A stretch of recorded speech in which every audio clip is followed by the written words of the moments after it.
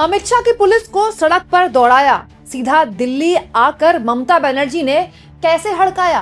दोस्तों, आज ममता बनर्जी की ज्ञानेश कुमार के साथ मीटिंग है, लेकिन उससे पहले ही बहुत जबरदस्त तरीके से बवाल हुआ।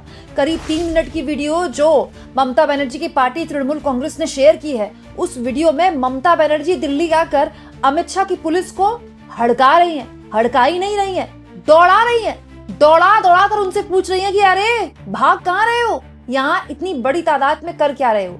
आप जानते हैं दोस्तों, एसआईआर को लेकर तृणमूल कांग्रेस और चुनाव आयोग के बीच की जो तकरार है वो सुप्रीम कोर्ट तक पहले ही जा चुकी है।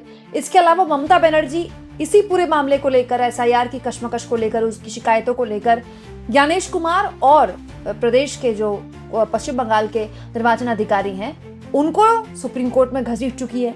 आज जो इलेक्शन कमीशन में ज्ञानेश कुमार के साथ ममता बनर्जी की व्यक्तिगत मीटिंग थी, लेकिन उससे पहले ममता बनर्जी और अमित शाह की पुलिस आमने सामने आ गई। आमने सामने भी क्या आई है, प्रदेश की एक प्रदेश की मुख्यमंत्री और दूसरे प्रदेश की पुलिस का ऐसा सीन हमने पहले कभी नहीं देखा। हुआ क्या दोस्तों कि एसआईआर की विसंगतियों को लेकर बहुत सारे ऐसे परिवार हैं जो कि बंग भवन में रह रहे हैं, दिल्ली में बंग भवन है, वहां रह रहे हैं। तो उनसे मुलाकात करने के लिए ममता बनर्जी वहां गईं, अभिषेक बनर्जी के साथ, अपने भतीजे के साथ, उनके पार्टी के दूसरे नेता भी थे। लेकिन वो ये देखकर बड़ी हैरान हो गई कि इतनी बड़ी तादाद में पुलिस क्या कर रही है। ममता बनर्जी भड़क गई, बोलने लगी जहां ब्लास्ट होता है जब दिल्ली में, तब आप लोग कहां होते हैं। इस समय बंग भवन में इतनी बड़ी तादाद में पुलिस का काम क्या है। हालत ये हो गई दोस्तों कि अमित शाह की पुलिस को ममता बनर्जी हड़का रही थी और वो वहां से कुछ इस तरह से निकल रहे थे। वीडियो देखिए। Brother, what happened?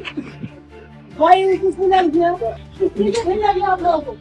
क्यों? क्या हुआ? आप लोगों ने क्या करना है इधर में? दिल्ली पुलिस से क्यों आप लोग थ्रेट कर रहा है? क्या की रहा है? अब इधर में रुको, अब तो इधर में तो भाग क्यों रहा है? दोस्तों, इसके बाद ममता बनर्जी का गुस्सा शांत नहीं हुआ।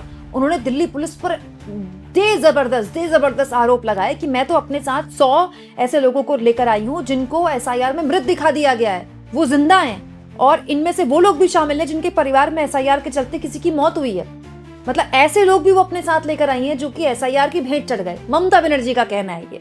और उसके बाद उन्होंने दिल्ली पुलिस पर आरोप लगाए कि दिल्ली पुलिस जमींदारों की तरह बिहेव कर रही है, दिल्ली पुलिस इन लोगों को डरा रही है।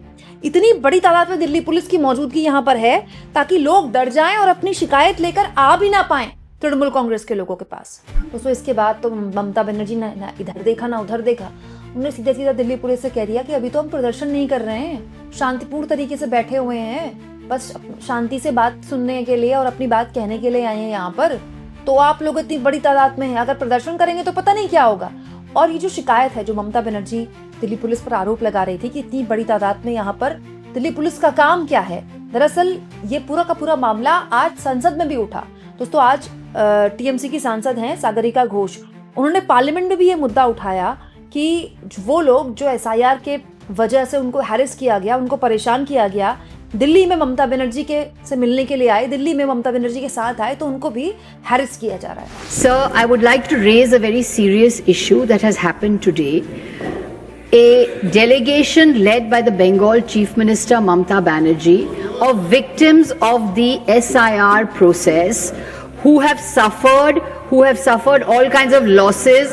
They were manhandled by the Delhi police. Sir, please.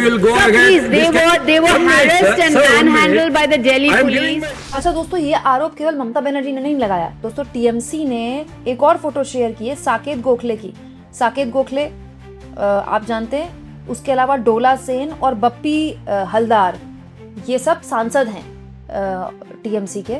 ये उन लोगों से मिलने के लिए गए जहां पर वो लोग ठहरे हुए हैं जिनको एसआईआर की वजह से या तो प्रताड़ना झेलनी पड़ी या उनके नाम कट गए, वो मृतकों की श्रेणी में आ गए और जिंदा हैं। उन्होंने भी यही आरोप लगाए हैं फोटो शेयर करके कि देखिए हमको भी दिल्ली पुलिस के जरिए धमकाया जा रहा है। इसके अलावा एक और वीडियो टीएमसी ने शेयर किया है जिसमें दिल्ली पुलिस पर आरोप दूसरी एक सांसद लगा रही हैं, तृणमूल कांग्रेस की सांसद हैं, इनका नाम है काकोली आरोप लगा रही हैं कि उन्होंने जब पुलिस वालों से सवाल पूछे कि आप यहाँ पर कर क्या रहे हैं इतनी बड़ी तादाद में, एसआईआर से परेशान, अगर कुछ लोग मुलाकात करने के लिए आए हैं, उनसे मुलाकात करने के लिए सांसद आई हैं, तो आप यहाँ पर कर क्या रहे हैं? आपके पास वारंट कहाँ है, दस्तावेज कहाँ है? दिखाइए किस अधिकार से आप यहाँ पर आए हैं। आपके पास कुछ कागज है? आप जो यहाँ आए हैं, इंस्पेक्टर मैम तो भाग गई। कहाँ इंस्पेक्टर मैम? आपके पास कुछ कागज है मैम? आपके पास कुछ कागज होना चाहिए, वारंट होना चाहिए, ऑर्डर होना चाहिए। आपके पास कुछ भी नहीं है। आपके पास ऑर्डर अगर होगा, व्हाट्सएप का ऑर्डर चलता नहीं है। अगर आपके पास कागज का ऑर्डर होगा, हमें दिखाओ कि हाँ ये फलाना ऑर्डर है। कौन से ऑर्डर से आप ये लोग को बंद करके रखते हो? हालांकि उसके बावजूद भी ममता बनर्जी ने उन तमाम परिवारों से मुलाकात भी की, बात भी की। अब ये देखना दिलचस्प होगा कि इन परिवारों को अपने साथ लेकर जाएंगी क्या ममता बनर्जी इलेक्शन कमीशन के दफ्तर ज्ञानेश कुमार से मिलने? क्योंकि दोस्तों इलेक्शन कमीशन का इस तरह का आमना सामना पूर्व में सुप्रीम कोर्ट में हो चुका है, जब योगेंद्र यादव ने उन लोगों को खड़ा कर दिया सुप्रीम कोर्ट में जो जिंदा थे और बिहार के एसआईआर में उनको मृत बता दिया गया। तो क्या कुछ ऐसा ही करने वाली है ममता बनर्जी ज्ञानेश कुमार के साथ मीटिंग से पहले? लेकिन मीटिंग से पहले ही जो उन्होंने ट्रेलर दिया है दिल्ली पुलिस के सामने, अमित शाह की पुलिस के सामने, उससे एक बात तो साफ हो गई कि ममता बनर्जी अभी जिस तेवर में है, चुनाव तो अभी है भी नहीं, अप्रैल में है, तो आप सोचिएगा अप्रैल में क्या माहौल होगा। हाँ, इससे एक बात और साफ होती है दोस्तों कि ममता बनर्जी एक माहौल बना रही है। संभव है कि जब संसद चल रही है तब ये संसद के बाद बड़े स्तर पर एक आंदोलन खड़ा किया जाए और ये धरना प्रदर्शन या कोई ऐसा प्रोटेस्ट किया जाए जो कि दिल्ली में इलेक्शन कमीशन के दफ्तर के बाहर किया जाए। यहाँ मैं आपको बता दूं, क्योंकि 15-16 तारीख तक तो बजट सत्र है, फिर बजट सत्र फिर से शुरू हो जाएगा मार्च में और वो अप्रैल तक चलेगा। तो फिर टीएमसी के पास वक्त भी बहुत कम है, क्योंकि फिर अप्रैल में चुनाव ही है, तो मार्च में जितने भी एमपीज हैं वो अपने अपने इलाकों में प्रचार के लिए भी उतरेंगे। तो ममता बनर्जी भी शायद समझ रही है कि उनके पास ये जो वक्त है फरवरी के मिड का, जिसमें संसद भी चल रही है, इसी वक्त उन्होंने विपक्ष के नेताओं से भी बात करनी है, इसी वक्त उन्होंने एसआईआर के मुद्दे पर सुप्रीम कोर्ट में भी कोई लड़ाई लड़नी है, और ज्ञानेश कुमार को लेकर जो भी उनकी शिकायतें हैं वो भी इसी दौरान उनको जो भी जिस तरह से भी उसका हल निकालना है, यही उनके पास वक्त है। लेकिन जिस तरह से आज उन्होंने दिल्ली पुलिस को हड़काया है और दिल्ली पुलिस के लोगों को भगा रही थी वो, ये अपने आप में बड़ा मतलब चिंताजनक है दोस्तों, कि प्रदेश के 3 टाइम के मुख्यमंत्री को, जिनके खुद अंतर्गत इतनी बड़ी पुलिस आती है, मतलब पश्चिम बंगाल की पुलिस बहुत बड़ी फोर्स है, उनको एक देश की राजधानी की पुलिस को इस तरह से हड़काना पड़ रहा है। आपको क्या लगता है दोस्तों, ये जो दिल्ली पुलिस और ममता बनर्जी का आमना सामना हुआ है, इसको आप किस तरह से लेते हैं? कमेंट बॉक्स में जरूर लिखें और जितना हो सके चैनल को शेयर भी करें और सब्सक्राइब भी।